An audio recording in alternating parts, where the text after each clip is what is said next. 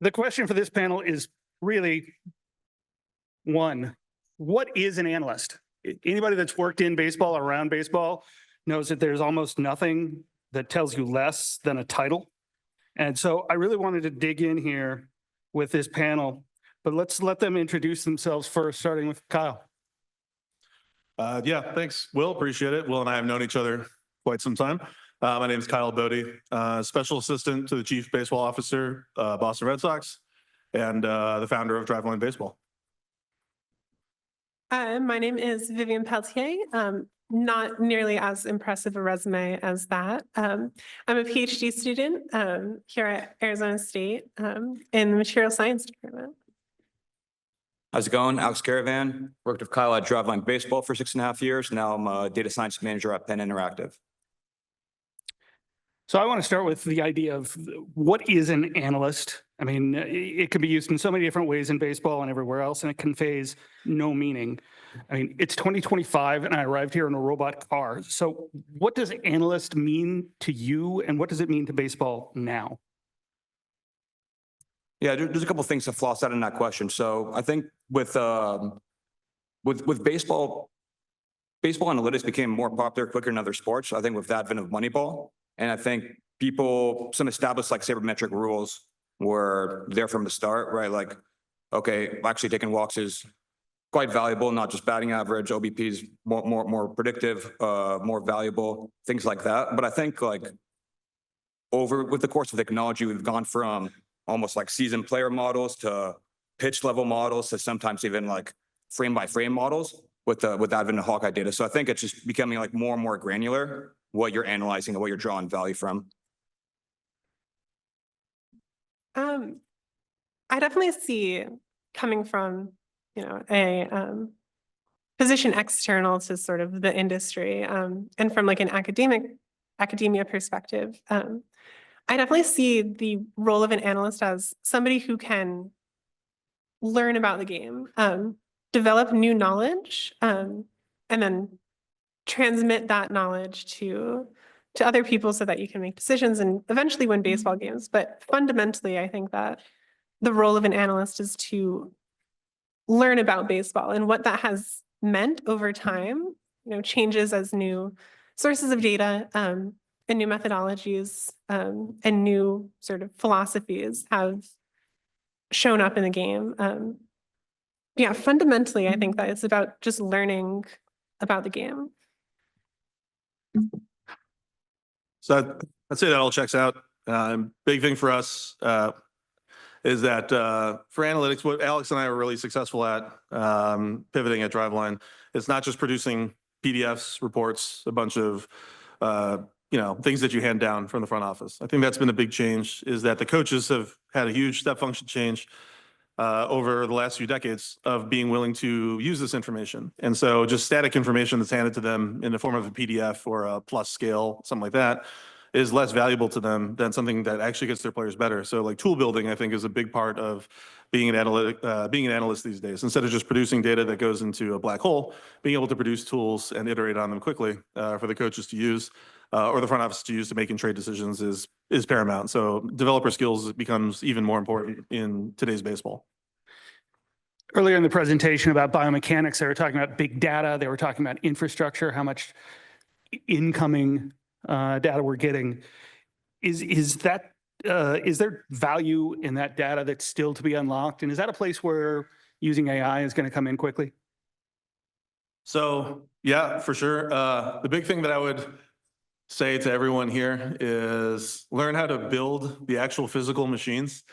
Many of the clubs that I've worked for, and including at Driveline and the club that I may work for now, we have like tons of physical racks of bare metal with GPUs and all that installed. So actually having your hands on the devices and building these and understanding where the bottlenecks are pretty huge, because the processing for biomechanical data can become months-long process to process backlogs. It was a big thing, and Alex deserves a heck of a lot of the credit for developing a lot of the pipelines. Like at Driveline, when someone throws a pitch or swings the bat, we can have biomechanical data available within 15 minutes. Like we've written real-time pipelines that are extremely fast with our own trained computer vision models at Driveline in partnership with Thea 3D. And so being able to have instant access to clean, verified data is something almost no major league team has. And this rapid data that we can process extremely fast is going to be only more important based on the last answer I gave. Like coaches and players want more rapid access to reliable data. So one of the only ways to do that is not necessarily rely on cloud bills and run up huge bills. That's not necessarily great. So being closer to the infrastructure is extremely important. Like how do you store all this information? How do you process it? I'm sure we'll get more into AI and large language models and how it's changed Driveline, but I'll kind of end on there and pass it on. So I know Vivienne and Alex are battling for GPU hours all the time too. No, I was gonna say, Kyle doesn't exaggerate. Like when I worked with this dude, he would just come in on a Sunday, like plop down a GPU and be like, all right, we're building this. And I mean, personally speaking, I'm more on the software side than hardware side. A lot of that stuff. It's interesting, and I definitely helped. I watched you build it mostly, and then I was like, yeah, I'll move this piece here. But no, I mean, I think a lot of the stuff that we can keep building is pairing technologies. That was huge at Driveline, and even before bat speed was a metric for that Savant displayed, we were using blast bat speed, DK bat speed with like batted ball results and mapping them to players coming in and taking a bunch of swings and all these technologies. So we were able to build relationships with bat speed and other metrics that, like, you know, the public world of baseball data only started doing a couple years ago. So I think pair technologies and having infrastructure to accommodate all those pipelines is really key there. Yeah, so going back to sort of this idea of is there more information to extract? There definitely is. And it's not just you know, building the hardware. It's not just building the software to, you know, take in the data from that hardware. It's knowing, being able to process that stuff through the full workflow. Being able to take, you know, understand the entire process from raw hardware up to analysis, being able to process that data into a workable form is a lot of the work that is involved in answering a question, answering any sort of, you know, technical research question. It's all about being able to transform that data into a usable form. And so there is a ton of untapped information out there, obviously, because every year people show up to SABR with new presentations, working on the same data, but with new knowledge. I want to follow up on something that Kyle said. How much value is there in near real time? Obviously, you can do things very quickly. We can't give them real-time information in games quite yet, but how quickly do we need to start breaking things down and getting that information, if not to the player, then to the coaches? So this is something Will is very familiar with. And when I was the director of pitching for the Cincinnati Reds, we use real-time pulse data, Driveline Pulse, then, you know, formerly of Modus. And we used it to make decisions on pitching changes with our fatigue models, acute chronic workload ratio, and used it as one piece of information. And it really helped because our Reds team had 13 non-drafted free agents and a lot of inexperienced players and young coaches who actually needed more guidance. And so these pieces of you know, technology and the live data was extremely valuable in making more intelligent pitching switches, and really led to the development of players like Carson Spires, who ended up in the big leagues after being a non-drafted free agent. That's a huge amount of surplus value, because Carson had gone from throwing 11 innings the year we had signed him in college to 120 innings the next year. Like, everything would tell you that that's insane. But we felt very confident based on all the high performance strength and conditioning data, the in-game Modus data pulse, to be able to push him in certain areas and help him recover in other areas, as well as readiness data from the Aura Ring. Like, all of these things made it much easier, much safer to be more aggressive with a player like this, who has a short timeline as a non-drafted free agent, to be able to make sure that he can hit his 90th percentile outcome and develop big league assets out of players you sign for $20,000. And that's true about anyone you sign for 10 million to 20,000. But having all of this information, you can't just wait for these players to get better. Like, you have to take early intervention, and having that real time and short duration data was instrumental in helping these players out. Yeah, I was going to say, also from a predictive data science point of view too, at Penn, we build like pre-game and in-game predictive models of projecting like what the outcome of every at bat is in baseball for every baseball game. And our pregame models are pretty good. In-game's honestly going to be the focus for a lot of 2025 for me and my department. And it's scary because you have that much more information. You have to have information you can act on and actually be able to tell, like, does this like sway the outcomes of the next at-bat probability? Does it sway the win probability? How much does it impact? And I think like Kyle said, Pulse is a great example of something that does uniquely tell you what kind of fatigue level the pitcher is going through. So honestly, Kyle, we should talk more, but I think if you can get a homie discount on a Pulse API, Penn might be interested, but I need at least, like 25% off or something. Let's dive in on that before Vivienne answers on her section. But for that sort of real-time information, is there going to be a point where a baseball team is going to have like what F1 teams do, where they're simulating in race and saying the most likely probabilities and being able to adjust the, I don't know what the equivalent of a pit stop would be, but it might be pinch hitting, it might be pitching changes. Yeah, I think training it as well, like using intended zone tracker, like you've probably seen on Twitter, our projector, like being able to simulate when your bullpens, you're not just throwing a bullpen. Like the evolution has been throw a bullpen with a pitching coach watching. He gives his expert feedback to throw a bullpen with a Rapsodo or a TrackMan there and get that information with perhaps an analyst there or a pitching coach that's smart or both. And that's kind of where most of the teams are now.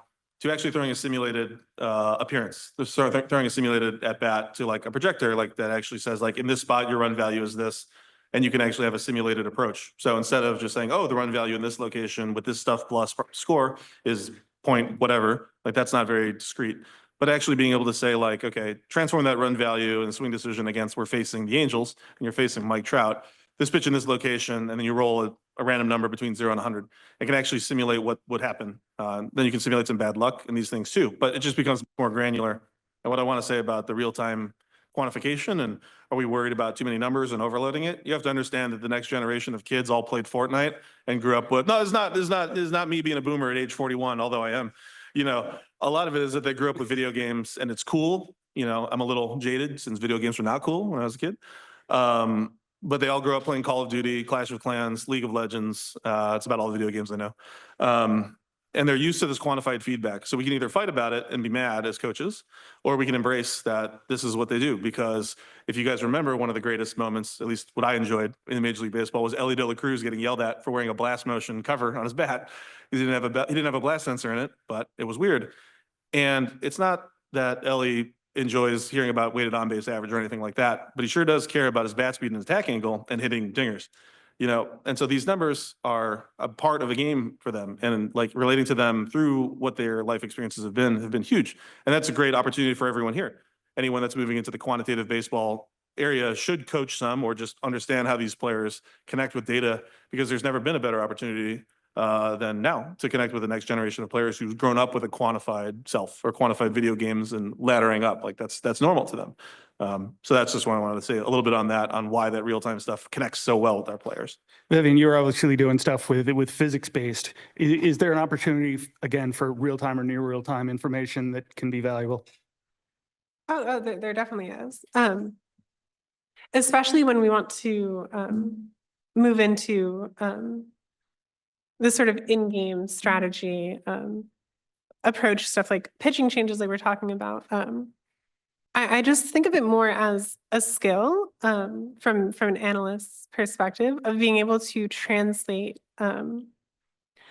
models that you can, work on, statically in your Jupyter notebooks and whatever, to these sort of actionable models that we can deploy during a game. Or, from the public side, there's not that much incentive to do that, but obviously in the league, that's huge. And it's a big skill that I don't think that many people, especially in the public side, really work on.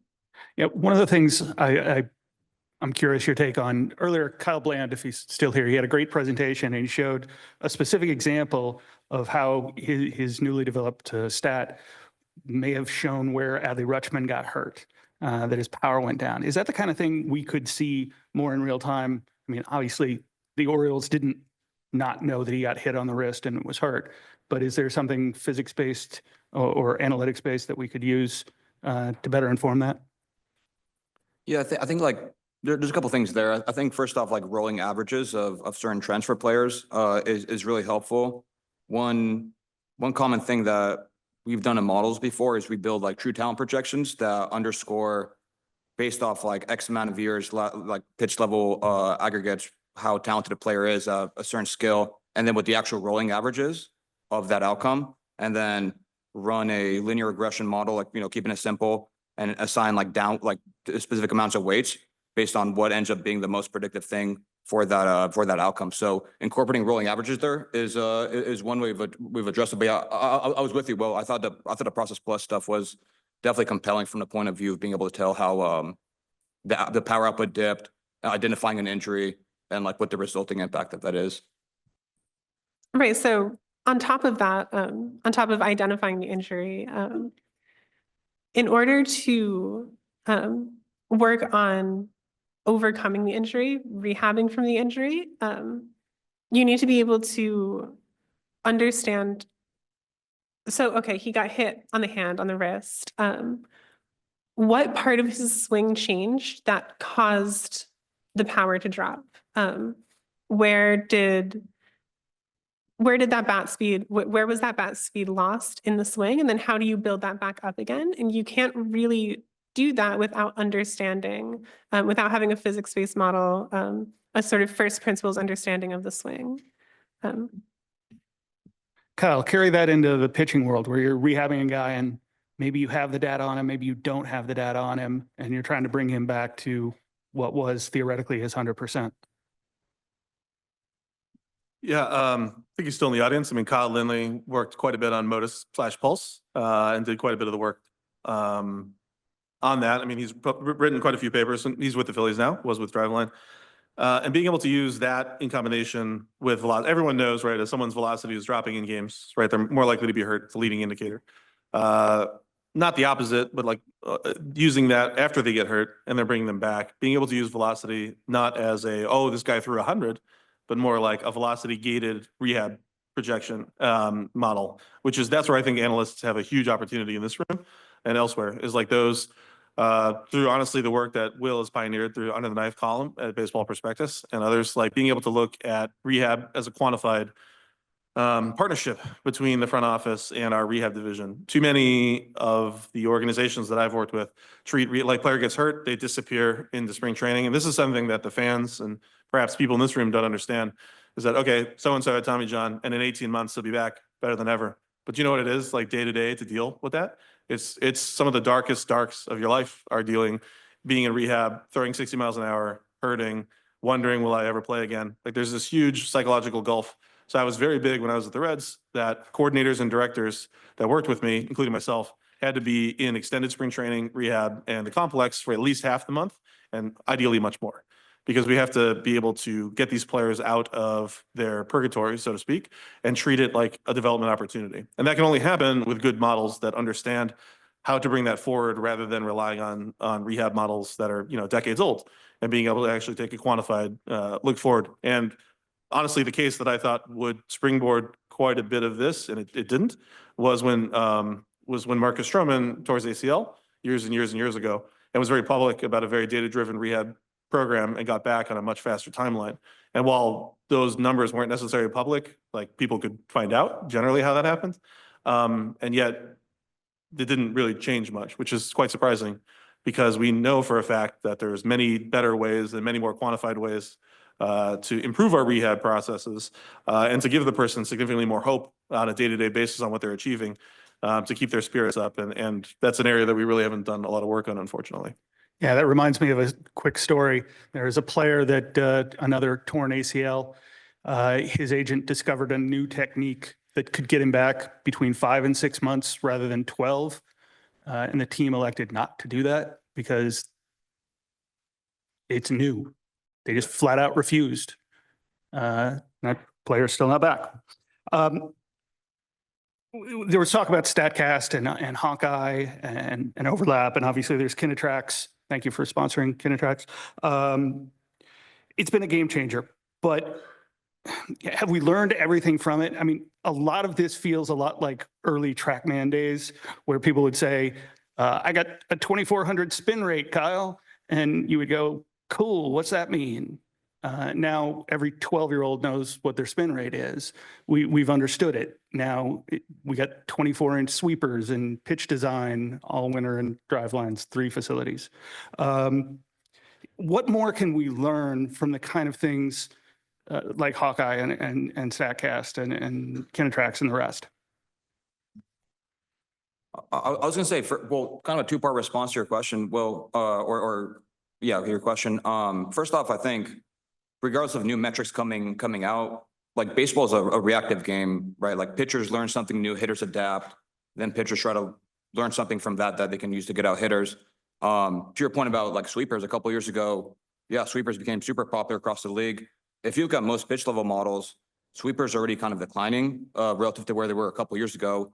Splitters were super popular last year. This year, a lot of people are kind of making an interesting case for cutters becoming actually like being quite valuable and being undervalued by a lot of Stuff Plus models. So I think it's like constantly reactive. Even if you think you have like all these metrics fleshed out that accurately measure something, pitchers will change something, hitters will change something, pitchers will change something again, hitters will try to catch up. And then second off, I mean, there's a ton of stuff to still delve into. I think one thing I presented about SABR last year that I think is still very, very compelling from a public data point of view is deception. Looking at how like kind of like finagling what the value of deception is, how you measure it, how replicable it is, how easy it is to train. Me and Kyle Wasserberger, who also worked at Driveline, now with the Red Sox. I remember us giving this presentation in this room and people were super excited. Like, oh, how do you train deception? We're like, no, we're definitely not claiming we know how to do that. We're just putting a theory on how to measure it. So I think I think the full signal Hawkeye data has a ton of potential that's barely getting tapped. I mean, going into the that whole idea of the reactive nature of the sport, and talking about how we haven't even come close to extracting all of the value that we can from Hawkeye.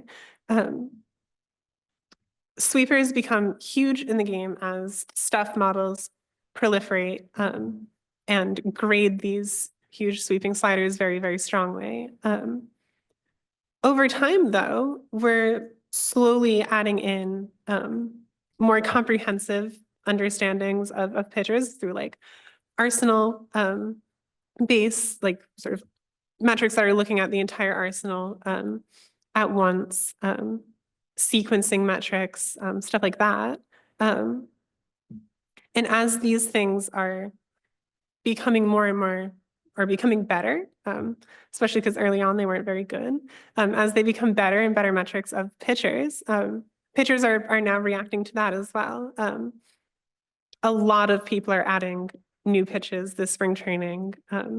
Happens every spring training, but Lance, I'm going to mess up his last name, Brzdowski, has already sort of deemed this year, or he's predicting that this year is going to be the year of the arsenal, year of new pitches being added, much bigger, like mix and match. And that's very much, I believe, reacting to new models that are taking advantage of new information that we're only just now getting out of Hawkeye. And that's just going to continue for a long time. Lance also called it the year of the wearable, which is good for you.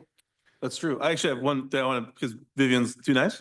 So if you're not familiar with her research, she published this thing, the Coward Index, I like to call. That's not actually what she calls it. But just like the mean versus max bat speed. Like, do people swing? And who's one of your favorite? Is Wilyer Abreu, of course. Like, do they swing with 2 strikes? Do they swing slower? And it's really interesting. You should check out her Twitter. There's tons of research. It's really good. Where I'm going with this is that when we're trying to model like Stuff Plus, Process Plus, like these metrics, which are quite good, Mix Plus and Match Plus even as well, which take a volumetric approach. These are good, but they can miss the fact that this is a game theory problem, right? This is a hitter versus a pitcher. And when something is a Stuff Plus 123 or 1 standard deviation above average or whatever it ends up being, why is that? That is a question that's not asked much in here. Like we have to think, she mentioned first principles and parameterizing the bat swing and like what is actually happening. And I would encourage people to think more holistically like that. Why are sweepers good? Why were they good and why are they not good anymore? Well, there's a vision component to it. There's a reactionary component. And so always trying to hit this moving target of like, these pitchers are good this year, and then 2 years later, they're not good, is adjusting to the population average, which in some ways we can do this a little bit better. And it becomes too granular with pitch types and locations. There's just too much variability. But what if you studied someone's motion patterns and been like, this motion, and bucketed them? Say there were 9 types of movers for hitters, right? And you could classify them in 9 types of movers. I'm just guessing, right? Maybe I'm not guessing, but there's like some. And you could say, well, these types of pitches do well against these because of these first principles. This person's posture, connection, and rotation, their kinematics at these areas are this way, which means we can k-means cluster and group them. They're going to habitually be weak to these types of pitches that move on these planes and carry this much and take up this much volume in the column between the pitcher and the hitter, right? So thinking about it, getting away from this number is good, there's swing and miss, and moving more towards the first principles analysis are like, why do hitters swing and miss at sliders? For example, an interesting one would be like Ryan Hendricks, formerly of the Reds. They're like, why do hitters swing at his 0-0 gyro ball like it's a splitter? Like, that's an interesting question because they don't swing. Their swings against his 0-0 gyro ball do not look like swings against a breaking ball. They look like swings against a splitter. But the pitch type would tell you that it's not that way. But why? There must be something in the deception and the volumetric approach and from a first principles perspective, right? And a righty and a lefty approach it very differently. So stepping back from Stuff Plus, not that I think we should, Driveline is obviously publishing Mix Plus, Match Plus, and so forth. But the next thing is modeling it from a first principles perspective and truly from a game theoretical perspective. Like there are 2 opponents here, not necessarily numbers combating each other. And that in of itself is still quantitative.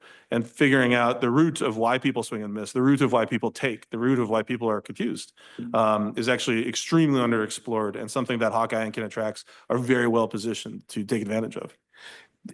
Following on that, obviously. I go gotta ahead. drop first principles as well, just so everyone on the panel said it. Yeah, go ahead, Will. Following on that, obviously baseball is a action reaction sport, and we think of it, from at bat to at bat. Do you feel like it might be a skill that a person's able to change? A guy throws a sweeper one year, he has to learn a new pitch for the next year. He has to change his mechanics a little bit the next year. Is there a skill to change in a sport that's long loved consistency? All right. Since I gassed up the acquisition of Carson Spires and Nick Wan is sitting there judging me, it's fine. Let me just tell you how stupid I am. So when we were doing non-drafted free agency, I saw Carson Spires TrackMan data and I'm like, yeah, no thanks. We'll pass. This guy throws 89. Like all of his pitches are minus, right? He threw a 13-inch IVB fastball, 13-inch HVB fastball at 89, and his changeup was 13 at 81. It's like, all right, there's really nothing to like about this. And this is how stupid someone can be, which is me. Is not understanding how fast Carson was able to go from a closer at Clemson to a starting pitcher for the Reds within 1 year and throwing 110 more innings than he did the year prior with 4 different pitches than he never had in college. It's because he's extremely attentive. His uncle played 13 years in the big leagues. His father is a Clemson legend. And all these things that you seem to discount, not you, me discount, about their bloodline, about all this other subjective scout stuff actually has quite a bit of signal. Their ability to pick up different pitches. And I thought more holistically about it. Carson was a walk-on at Clemson, never really got an opportunity to start, never got an opportunity to develop a lot of pitches. And he had plus command and he threw strikes and he was a good competitor. So as a result, he's a good reliever in college. But then ignoring all that and not paying attention to the whole story was a huge mistake because Carson was also an extremely good quarterback and a really good athlete. And so it shouldn't have been that big of a shock. He was also a great student. It shouldn't have been that great of a shock that when he came to Instructs, sat in the front row, took notes every day, and attacked every single bullpen with extreme attention with Eric Jagers and I working with him, that within a year, he probably was our second best pitcher in the minor leagues behind only Hunter Green, right? And it was amazing to watch, and it's how wrong one person can be about not understanding the skill acquisition, because no projection system, no ability to predict would have ever said this person could do this, and they're never going to be that accurate. But understanding where they're at from a skill acquisition perspective and where they're at in their athletic development is huge. And you have to be able to adjust your models for that. And it can be modeled quantitatively. This is not purely a qualitative thing oh, he's a dog, therefore we should, no. These things can be quantified on a much more granular level, and it's been proven it can definitely be done. And actually, Vivienne's talked a little bit about it on Twitter herself, so about how we can model players from a more holistic perspective. I mean, dog plus Driveline, R squared. I said dog plus R squared year to year of 0.25, not bad. A little overfit. Yeah. No, it's definitely overfit. No test set at all. But no, I was gonna say kind of along the same lines. I think depending what like the player development departments across MLB teams, like obviously I'm not gonna name any specifics, but you know, not every player development department is the same. Teams put different focuses in it. And I think if people are around pro ball or in pro ball, like they know, like sometimes when teams target certain types of players, like, okay, that player's probably gonna get a lot better. Like there's a reason they targeted them. People have like patterns they go after all the time. And certainly players that have had mediocre careers and with certain teams look like completely different players based on the situation they're in. One of the things I don't think a lot of people understand is how quickly the technology has moved. I mean, Kyle, what was it, 2006? You came to throw gyro balls with me. We didn't have Rapsodo. We didn't True have. story. Yeah, he flew all the way to Indianapolis to work out one day. And people still said gyro balls didn't exist. But in terms of that, we kind of have a cutoff. You know, we know when StatCast came in and when the data sets have changed. We don't have Kinetrax data going back 30 years the way we have Baseball Reference. We don't have TrackMan and Rapsodo data going back that far. Is there anything we can learn from the past before, you know, kind of, I guess it's BC or before data? Those olden times, what more can we learn from that because we don't happen to have that data? I actually want to kick this question to Vivienne because obviously I followed her research on the swing strikes. It's really good research. You should check it out. But we have a lot to learn from a material science physics perspective and thinking about it from like a very again, first principles, perspective on how things move and how we can think of that. It's a blessing in many ways that we don't have this data openly because we can actually think more critically and like come up with models from a more, I'm not going to say it again. So from a more imaginative perspective, I should say. So I'd like you to talk a little bit about how you think that physics, because I certainly believe this from a physics perspective, we can model things a little bit without existing data. Right. So this is sort of an interesting, I have two things to say. One, I'll follow this though. At the moment, especially on the public side, we don't have access to a lot of or pretty much any of the player tracking data. We have swing speed and swing length, and we're about to get maybe player position in the box, like hitters, I'm thinking of. There are ways to, there are still ways for us to analyze these things and to understand these things, to develop understanding of swings. Big part of that is the Open Biomechanics project. There is open source motion capture data out there that anybody can go in and start messing with, start trying to learn about, and start modeling. And personally, I think that physics-based biomechanics approach to doing that is the best way, but it's definitely not the only way. And so, that's, you know, one avenue. Another thing though, that I know Kyle will really like is computer vision models. Computer vision models are getting much, much better all the time, and they are criminally underused right now in baseball research. But we have video of games going back a very long time. You can search and scrape YouTube, I'm sure. I haven't tried it, but I'm sure you can do it, and get video of so many things, so many games going way, way back. And with computer vision models, we can start to look at all sorts of different swing parameters, all sorts of different maybe intended target things with where catchers are setting up in the zone. All of that stuff can go way back, even though we don't have, you know, all of this player tracking data going back that far. No, the CV stuff is a good call. And I think it loops back to one of the first questions about how important it is to store a bunch of, like, have the infrastructure store an enormous amount of data. At Driveline, we had, I don't know the number off the top of my head, but like certainly, I mean, we had several drives full of just tens of thousands of, maybe hundreds of thousands of Vetrotronic clips. that we used for all to say various purposes. And yeah, I mean, I think like obviously the advent of AI makes large models much more applicable. You keep chipping away, you're going to have like more and more data. That's one of the easiest ways to improve models, just have more training data. And yeah, I think Vivienne's point is pretty interesting. I'd love for someone, I don't know if anyone's done it, but like we need the seam shift to wake on that pitch Randy Johnson threw that killed that bird. I want to see that. With that, let me follow on that one, Alex. Do you think because, players are in the now, because teams want to have the next guy, they're not as worried about the guy who failed 10 years ago? Do you feel like we waste some of that data that we collected about guys who maybe didn't make it up, or guys who had short careers, and now we're just tossing that data because we need that drive for something else? I'll say that one of my mentors, I've had many, so should hopefully obfuscate him. He was kind enough to visit Driveline last year when their team was in town, and sat down with our analysts, and he said, so one of the biggest regrets that he had when we had worked together was that I had pushed pretty hard for like installing electronics and calculating biomechanics, and this was some time ago before that was really a thing. Kinetracks hadn't yet existed, or it was just very new. And then now, as an executive, many years later, he said it's all he thinks about. He's like, I just think about all this data that I didn't collect, and it's a huge problem. He's being very nice. I mean, like our decisions were, should we install TrackMan or should we install Kyle's weird high-speed cameras? So I think the guy made the right choice, like is just my guess.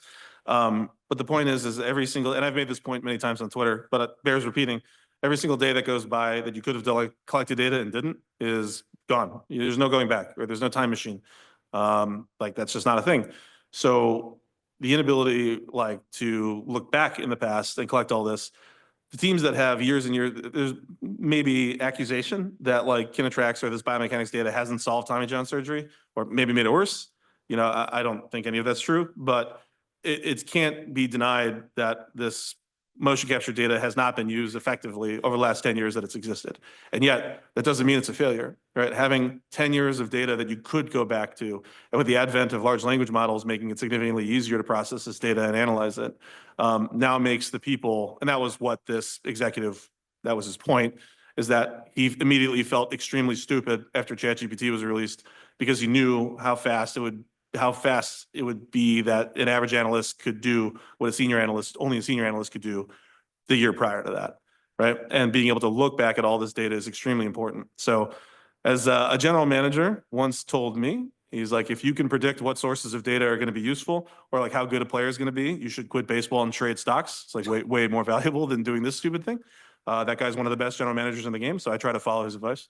And this is reinforces what Vivienne said about collecting data, analyzing it from major league games. But then also my passion is that you have to coach, like go help out a college team, high school team, like record information on your iPhone, like hook up USB cameras and collect this information and start modeling it.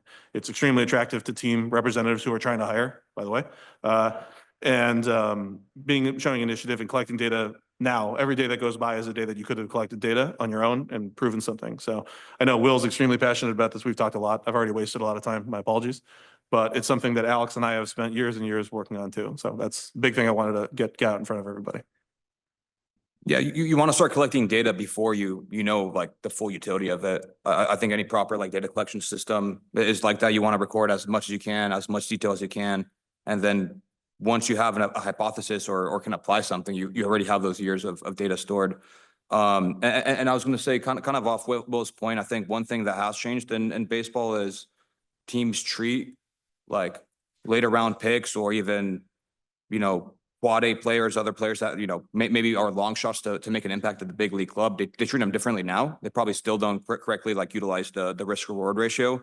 But years ago, I remember with Driveline, like we were having discussions, like just trying to convince teams like, hey, why don't you just send us 10 guys that have been stuck in AA or AAA for like 4 or 5 years. You don't think they're going to make it. We put them through like an aggressive velo program. And then like, there's already like the expected value of these players, just like 0.1 WAR, like let's raise the ceiling to like 0.5 WAR, 1.5 WAR, like something like that. Cause the risk reward, like on a big picture makes sense. But in the past, like teams were kind of just treating that as like, okay, this guy got hurt. he's pretty much done. Let's just focus on getting people who are near the big league level. So I think the house changed. It probably still needs to change more, but it's moving in a positive direction. I recently was at a showcase event and one of the parents, who was dreadfully much younger than me, it was disturbing, asked me when his son got his data, he asked me what Roger Clemens' spin rate was. And I was like, we don't know. And he just looked at me like, what? And I was like, who was the best pitcher when you were growing up? And he was like, Greg Maddux. And I was like, what's Greg Maddux' spin rate? He's like, I don't know. What was it? And I was like, we don't know. It's not that long ago that the answer is, we don't know. We don't have every pitch Justin Verlander has ever thrown, and he's still pitching. It's amazing how little we have. And yet, you know, I can also think of Glenn's stick figures. There's probably data we can pull out of those that we haven't yet from the mid 80s. Kyle mentioned AI, and it's obviously a big buzzword now and everyone wants to get into it, but everything's moving so fast. It's tough for anybody to make any decisions about it because Sam Altman will just launch a new model tomorrow. Is baseball going to use this as a real tool, or are they just going to use this to make scouts vibe code and cut every analyst and replace them with Gen AI? A vibe coding reference, SABR. I never thought. I'm so happy most of you don't know what that is. That's great. At Driveline, I could just say this. We use an ensemble of large language models. You'll hear from Jack Lambert and Connor Pelletier tomorrow about some of the work they've done. But our advanced reports that we deliver to big leaguers are almost entirely generated from multiple large language models called ensemble and fine-tuned and developed that way. It's incredible. It's extremely valuable. If you follow me on Twitter, then you know that I created a brain, as a more fun thing, I created a brain rot generator for the advanced reports. So it creates a clip of Minecraft parkour or Subway Surfers and some guy and Mr. Beast speaking over it on what you should do. I have bad news for you. This is extremely popular and like it has landed with athletes extremely well. And if you know the Oppenheimer meme of this, then that's what I look like after I developed it. But you got to meet the kids where they're at, I suppose. They want to hear about spin rate while they're watching Subway Surfers. It's a little bit humorous, but point is what was the point?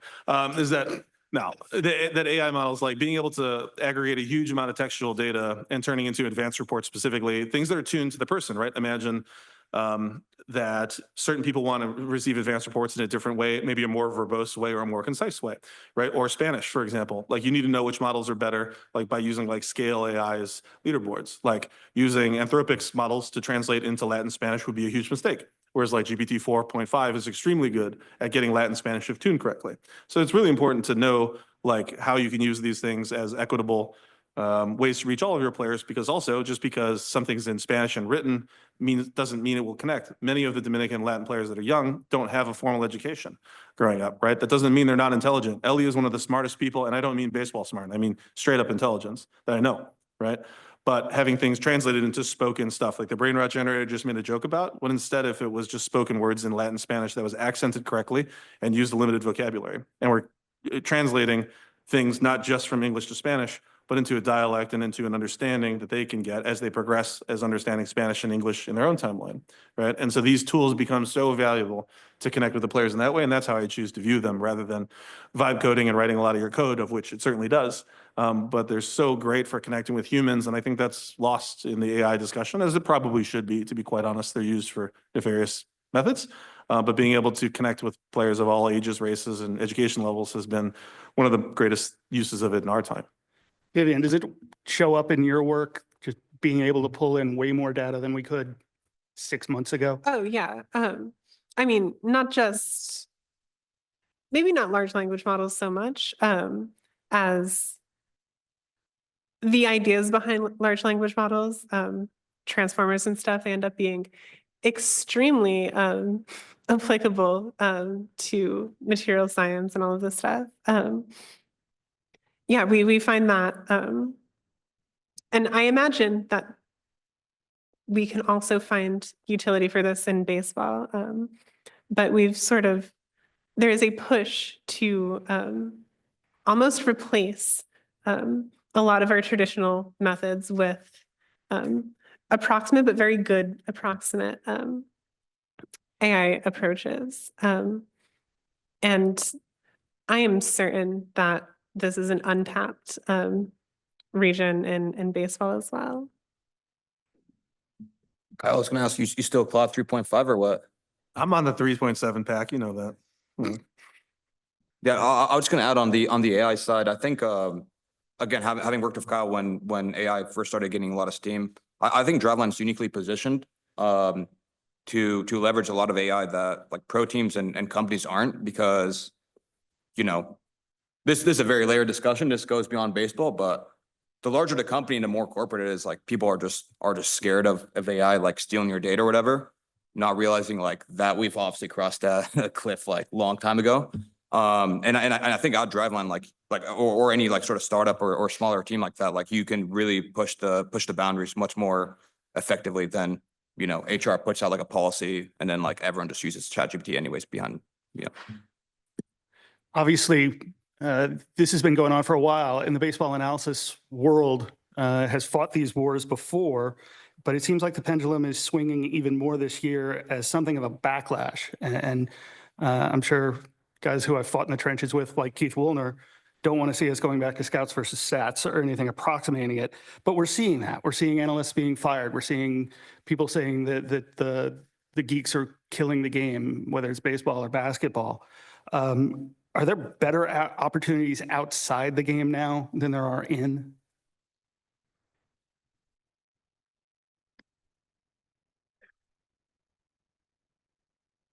I think it's so. I mean, as context, I've never actually worked for a pro baseball team. I worked with Kyle at Driveline, third party startup that helped provide obviously like analytics and tools for baseball teams, coaches, and players. And now I work for Penn that provide like trading models and probabilities on baseball outcomes, and we have third party vendor sources. I mean, I'll say one thing about. I think so a lot of what I'm saying like is mostly from what I've heard and like being around it versus me being in that situation. But I think for pro teams, you have potentially like a smaller period to really have that impact. Like you can come in with like a model or an idea, but then you have to like revamp the department. You have to get sign off from the pitching coaches. Maybe there's like some very established older player who played 30 years ago and has like a ton of sway in the clubhouse, but that hates analytics. So then you're just kind of like stuck there, right? You're just like saying stuff and then like above you, like that, like everything's just kind of getting shut down. So I think from an autonomy point of view and being able to like see an impact right away, it's very compelling that like this case can be made for like third party companies having more impact. But yeah, like that balance is always tricky. I'll shout out Dick Williams, who's the one who recruited me with the Reds. I can't speak highly enough about him. I thought I knew how much work he had done to bring in someone like me to the front office, and like CJ Gilman and Will Gilmore and a bunch of the other coordinators who were awesome. No points to Nick Wan, who quit when I got there. It's fine. But what I would say, many of you will have the opportunity to join an organization or will be interviewed. And what I've seen, I get lots of requests for advice. I'm happy to answer all of them because I want to see people succeed. And it is a bifurcation. There's a lot of, there are many organizations who are completely rejecting anything new. I will say that there is a kernel of truth that the people in this room make baseball less watchable. I'll say it. That includes me, right? It's our job when we work for teams to win games. I don't apologize for that. I'm here to win games for Craig Breslow. Otherwise, I'm going to get fired by Craig. So that's fine, right? That's my job. That doesn't necessarily mean I make the game more watchable, right? That's the league office's job, right? And there's always going to be this push between the entertainment product, of which it is, and we have to respect that. And that's the pitch clock and many other things that we know poll well, and the teams maximizing wins, right? What we're seeing now are some teams that maybe pull away from the wins and run a team in the way that they would like to see baseball run. That's no recipe for success. You can point to any number of organizations. We're all thinking of the same five, so I won't say them, right? It's not about what we want to see on the field. It's what our careers are long, right? The players' careers are short, right? We have to do what's in their best interest. We have to help them make generational wealth, right? We have to help them do well. Because from a moral perspective, there's nothing greater. And from a personal perspective, there's nothing greater than watching Carson Spires, a non-drafted free agent, get to the big leagues. I promise you that. I promise you there is nothing more fun than that. And helping that, you played some small role in helping get there, right? So that's a hell of a lot of fun and a great story. And by the way, that's worth millions of dollars to the Cincinnati Reds. So you're also doing what's right by the team. And so I guess my point here is understanding the organization that you go into. Like, is there a good message? Is there a clear, strong leader from the top? Like, where do you fit in this model and where are the players at? Because I can tell you how awesome, and Vivienne actually mentioned a lot on Twitter about wins above replacement and how we measure the players. But I can tell you the intangible effect that Walker Buehler has on the Red Sox is significant and positive, extremely important, especially with where we're at as a team. Like, yes, we're competitive. Yes, we love him for his on-field performance. There's no question about it. That's the primary reason. But with Walker, how he echoes the same message Andrew Bailey does. He's crazy.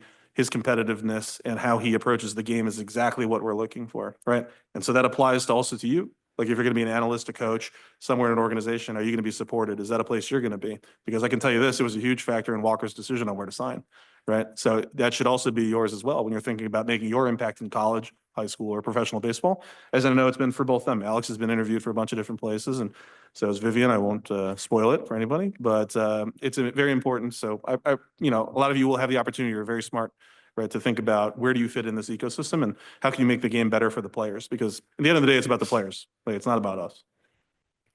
All right, we'll get to questions in a second. I have one last one. And it was 1999 when Keith Wilner asked a series of questions in that season's baseball prospectus. 2000? It was close. And some of them are still unanswered. What's the one big question you have right now that you want answered, and is it answerable? Alex? What's Camden Yards new park factor going to be? I need that. I need that for my model. I just lazily regressed 2021 and 2024. What about the minor league parks? I'm just using league average.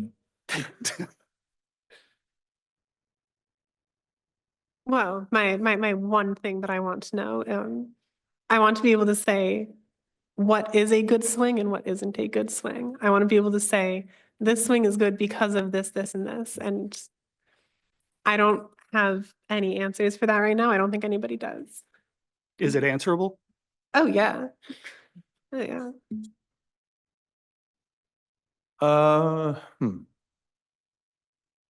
I'm lucky. I get to work on all these stupid problems all the time. So I get to, but the one question that I would love, the one question that Will and I have been trying to answer, and have been accused of making it worse is like, why do players get hurt?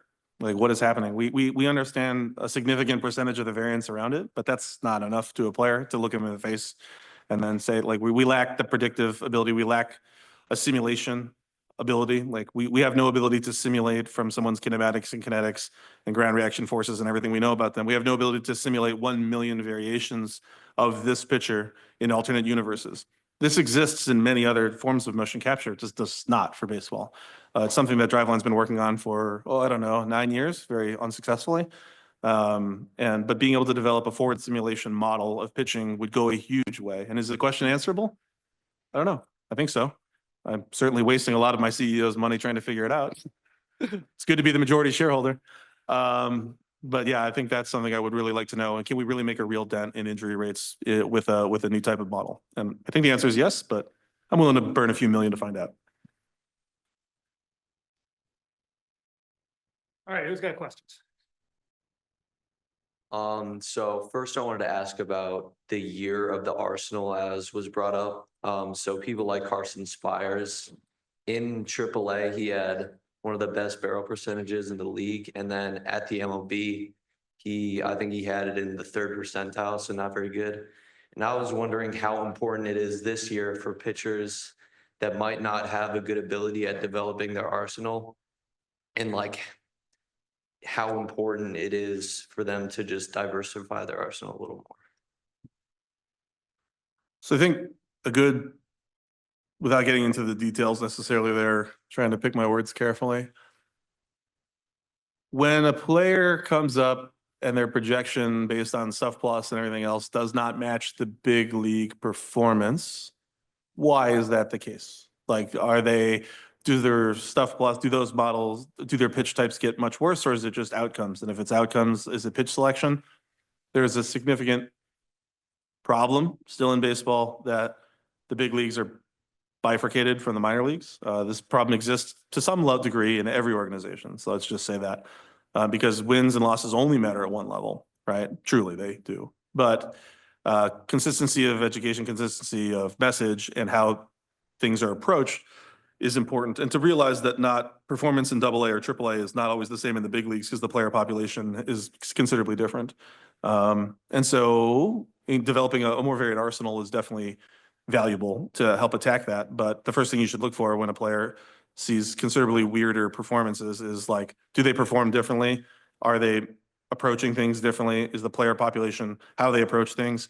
For example, there's a lot of ink spilled on Jackson Jobe, like having incredible stuff, but has a high barrel rate. My answer on Twitter to this, without knowing Jackson or looking into it, and if I did, I wouldn't say it anyway, but like Jackson's thrown 250 pro innings, right? So it's probably the case, which we do see, that that adjustment, it just takes time, especially for high school kids. And so being able to see why things have changed in the big leagues, I think is the first thing. And it goes back to the, first principles concept of like what Carson Spires in Louisville is not necessarily the same pitcher as Carson Spires in Cincinnati. Why is that? You may not have insight on that, but like, or why did that happen? You may not have insight, but is that true? And why is that the case? Like what things have changed? And that's an interesting question. If you're into fantasy baseball, it's definitely a really interesting question. But also just from an analytics perspective, like how does that happen? That's all I'll say about that because that happens a lot. Jackson Jobe is another good example of that. Yeah, and I think just being generally too, I think that's the value of like expected versus actual, like expected results versus actual results. You can kind of track it and, you know, is it bad luck? Is it bad luck to a certain component? At what point does it stop being bad luck and this player is just like consistently underperforming his actual expected results? Yeah, like Kyle said, like why is that? Is it his pitch shape? Is it like the strength of schedule? A lot of things can go into it. I'll say I think minor league data can be like extremely tricky to build strong models off of. I've built minor league models and then been outperformed by like third-party projection systems. Like, I mean, and maybe that's indictment on myself, but like I remember comparing for most rookie projections for this coming season, our minor league projections were like not like, you know, pretty equivalent of like Zips and Steamer, and like Steamer like keeps it like super simple. So like, yeah, I mean, there's a lot in there. Like I think a ton of it's just like, it's just variance. It's just like some stuff just doesn't work out. The more data you have, the more finite data you have on certain types of players, like the better you can build. Obviously, like, you know, minor league model results, but it's just a different ball game also.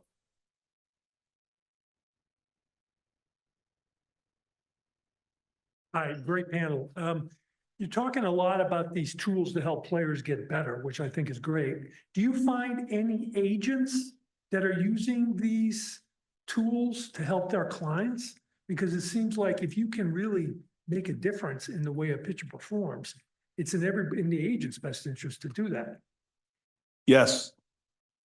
I'll try to keep it brief. Yeah, we have a lot of references from agencies. That's it. It's in fact our largest source of incoming people. I think that's true about Tread Athletics, Driveline Baseball, many places. Agents are directly incentivized for the players to be good, right? So yeah, we definitely see quite a bit of that, and it's growing more and more and more with the major agencies and small ones too.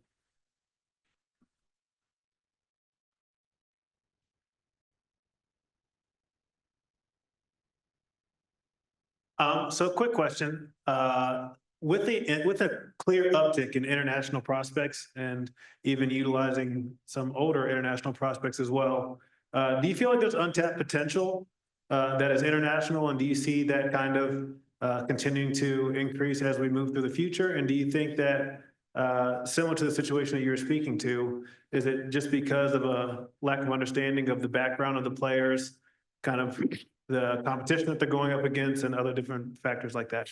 Does this mean we're going to have Driveline Santo Domingo?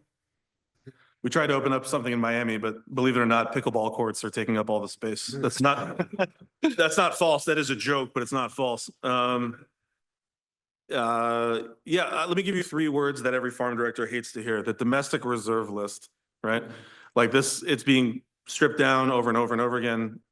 Perhaps the most outspoken was Dayton Moore, you know, before he left the Royals, which I really admire him for publicly talking about it.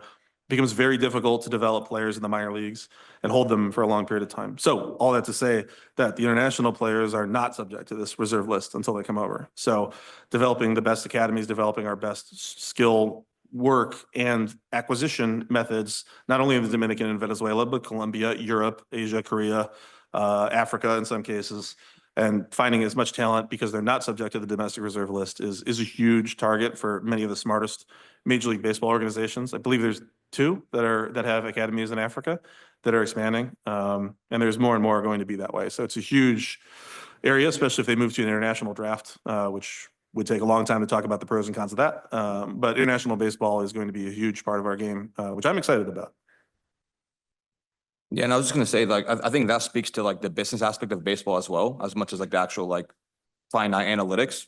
I know Andrew Friedman has spoken about the Dodgers trying to have the biggest possible footprint in Japan, and like that certainly seems to be the case. It seems to be bearing results, and you know, and now everyone, all the teams are wishing they'd thought about that years ago. Maybe some did, maybe some just had bad luck, but I think just being forward thinking, seeing like what potential you have of player development in the States and what you can apply across, like internationally is something smart, both smart teams and smart analysts have been targeting for a while.